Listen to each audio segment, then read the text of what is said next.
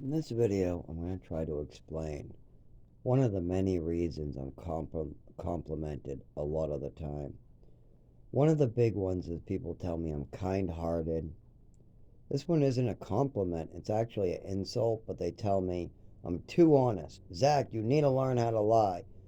Zach, you suck at lying. I told you to tell the customers the machine is down.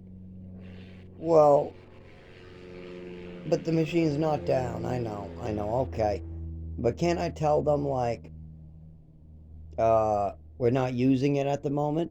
Can I do that? Whatever makes it so they don't touch it, Zach, but don't tell them it's working. They'll take off the sign and use it. I know, but I don't want to lie and tell them it's broken if it's working. But I mean, it's a different reason we're out of powder. So can I just tell them we're out of powder? Well, you're not supposed to let them know that we run out of that product or blah, blah, blah, blah, blah. That's just an example. It's a bad example, but it's an example and it's hypothetical. Anyways, so one of the reasons why people enjoy my personality, other than those reasons, other than the kind heartedness, the working with the elderly, always being so giving and kind, the fact that I cover their shifts and I work ridiculous hours, the fact I'm willing to work and walk through snowstorms to get to work, the fact that I help people clean out their garages, move to different apartments, the fact that I'm always willing to be that guy, even when I'm not really your friend. Like Brian's mother said, why can't you get more friends like Zach? He actually, when you asked for his help, he actually gave it to you. And I didn't want anything in return. All the other people he hangs out with are druggies who would try to charge him drugs. They all wanted money. Give me a bag of dope. He called me, and I'm like, no, I don't need anything from you. No, no, it's fine. Give me a Coke when we get there. Give me a bottle of water. I might get thirsty. That's it? You want a bottle of water when we get there? Yeah, fuck it. Now what he didn't know was I was already screwing his girl.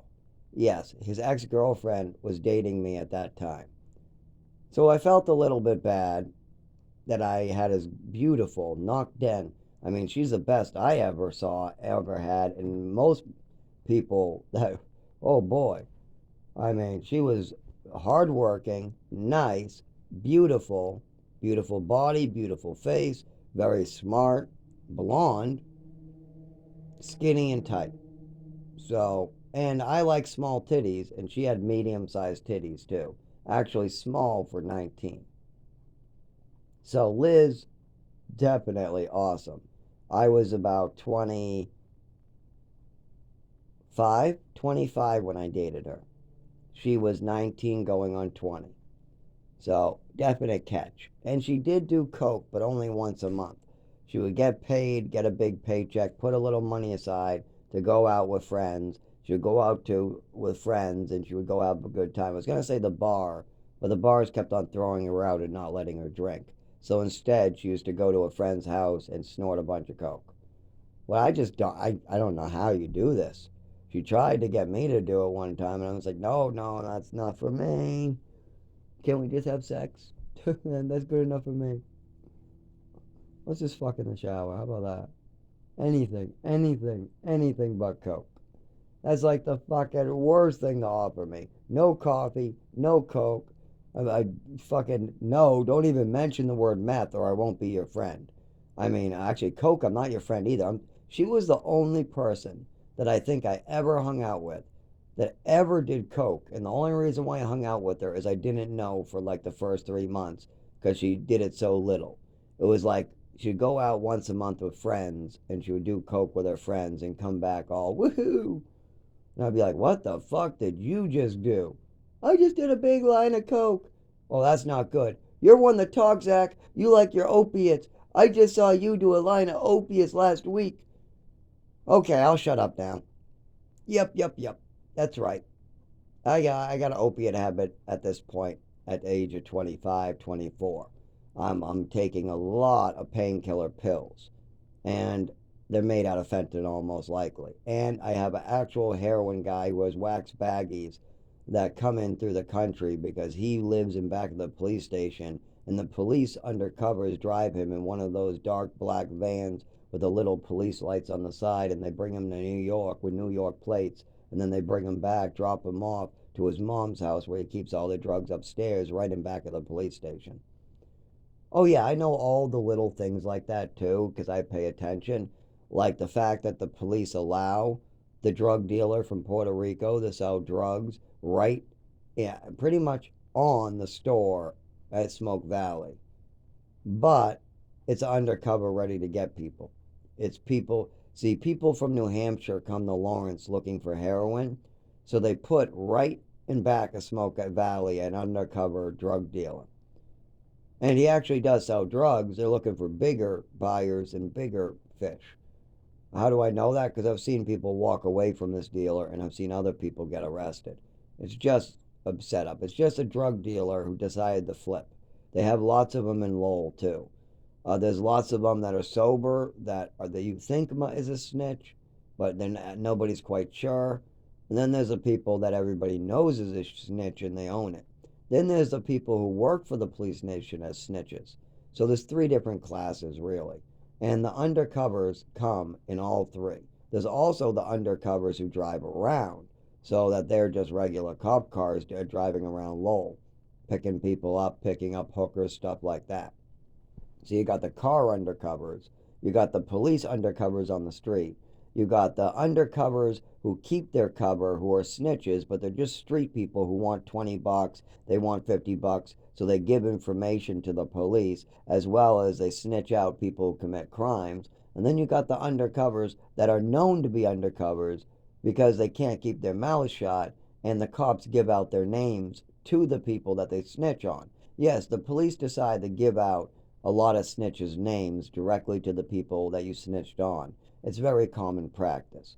And once when you understand this flow of a town, once when you sit on the stoop long enough watching how a town works, how the business owners work together, like right now I live in Rochester, New Hampshire. I know that a business owner that is Greystone of Maine works with another business called Harrington Moving, Burke, and Wood Brothers. I know both of those companies talk to one another, trade off employees, and try to work with another in the courts.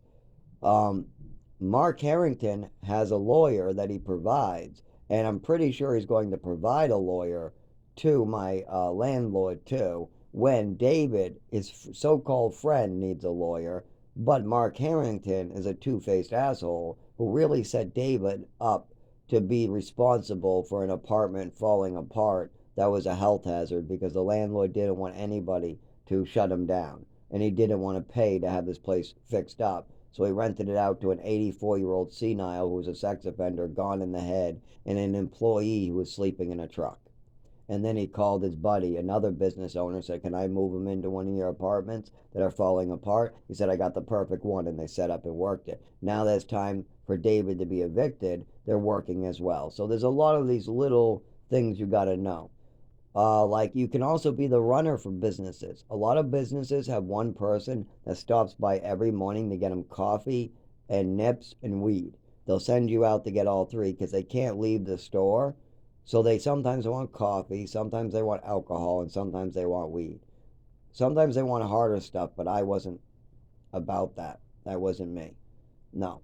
The weed, yeah, yeah, I can have him stop by in a half an hour. That's easy. I just make a call and they see you, and nobody cares. Half these people are police officers themselves. Police officers love weed. They really do. The only problem is they used to get drug tested, and they used to have to be a little more careful with it. But now, no, no. Now a lot of police officers, they don't care about the weed anymore. Apparently, I mean, a lot of them do smoke, and a lot of them got permission to smoke because they're the actual police hired undercovers.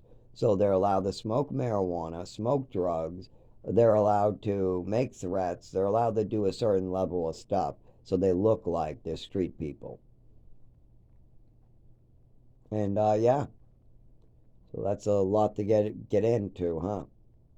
But also, you got to understand that there's a bigger system. If somebody gets murdered and they don't have any clear evidence and you move to another state and kill yourself, they're never going to find the murderer because the system is broken. And every year it gets a little more broken. And there's more and more people ready to take advantage of that.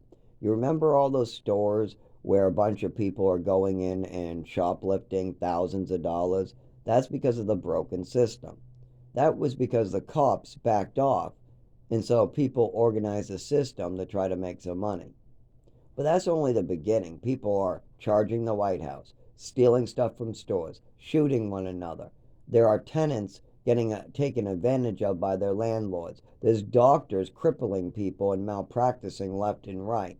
I mean, it's just common practice to malpractice today. If you don't want the homeless coming back, you malpractice them, and then they're too scared to ever come back in a hospital again. It's just one of the techniques they use. There's a lot of this shit going around now. And I am tired of being set up by my family to get hurt. Go fuck yourself with that. Find your own lightning rod. Go find somebody else. I need to go to my doctor, and I don't want to hear no more bullshit that came out of Henry Newell or Patricia Newell's mouth. I'm a Newell. I was adopted not to be a fucking lightning rod for your stories. And if you want to go spill your guts, spill it at the fucking bar, not at the fucking doctor's office. If my father and mother want to complain about me playing with matches means I'm out to get them, or that they threw away all my toys because I love them more than my mother, or all this other crazy shit as an adult, oh, he's crazy, he did this and he did that and he did this and he did that. I don't see any houses the less. I don't see anything like that. But what I do see is a loss in my income because I can't return to work due to this fucking shit. And I know this for sure. We know for sure that my mother and father made up stories about me being suicidal, homicidal, way overboard as well. Way overboard. We're talking about faceless claims. We're talking about me jumping in a pool, and then they call me suicidal at the doctor's. We're talking about me bumping in the furniture, and they call me suicidal. We're talking about my mother giving me an overdose by slipping me pills. Then I suck on my skin the following week because I'm trying to figure out why it feels that way. And then my mother says he must be suicidal. He's trying to harm himself because he's sucking on himself, giving himself a hickey. We got my mother taking my swimming medals, saying that must mean I have a bunch of mental illnesses. Coming up with everything in the book for that one. I'm a thief, I'm a liar, I'm a thief, I have attachment disorder, I'm writing my name on things to get back to her. What's the truth about these type of situations? Well, the swimming medal was won at the YMCA, set up by the orphanage. The orphanage gave me the swimming medal because I swam better than other kids. That's it. But see, they want to jump down my throat. If I try to tell a person, let's say 4 of us were sitting in a couch, and I said, I won that swimming medal in the orphanage, and that was my name in the orphanage. And I just try to get straight to the point like that. You know what they would do? They would say, ha ha, there aren't any swimming pools in an orphanage. He's lying. See, that's proof. See, he just caught himself in a lie right there. There's no swimming pools in an orphanage. You can't win a medal in St. Anne's. And then I'll be like, you guys are completely stupid. The orphanages bring you to the YMCA in the van, but the medal is still issued by the orphanage. You still win it while in the orphanage, so you still win the medal in the orphanage. And that's not the point of this right here. The point is, my mother made up stories at the doctor's office, and we need to fucking fix this now. I don't have any more years to wait. I got 3 more days. After that, things go bad where I get hurt and people try to hurt me, and the nature and it hurts me because everybody else in my situation needs a doctor. But I am not allowed to get the care I need because of my mother and father. So I will die. When I go and get thrown out of my home, I will not be able to stay in a shelter. I won't be able to live in a car, and I'll be living in the woods in 0 degrees having seizures on the regular. I will die. Well, why is this situation set up like this? Who set you up to be like this? Well, let's see. I have a job, I have a home, I have a doctor. Why would I lose anything? Because my job needs the doctors to write paperwork. So I went to the doctors. The doctors need more from my family. The stories that my family spun is making it hard for the doctors to do what they need to do. So I'm not allowed to get the paperwork my job needs.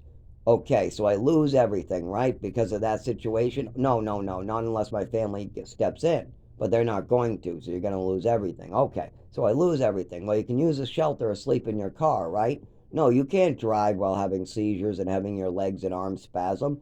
Oh, that's right. So you can't have a license, can't have a car, you can't sleep in your car.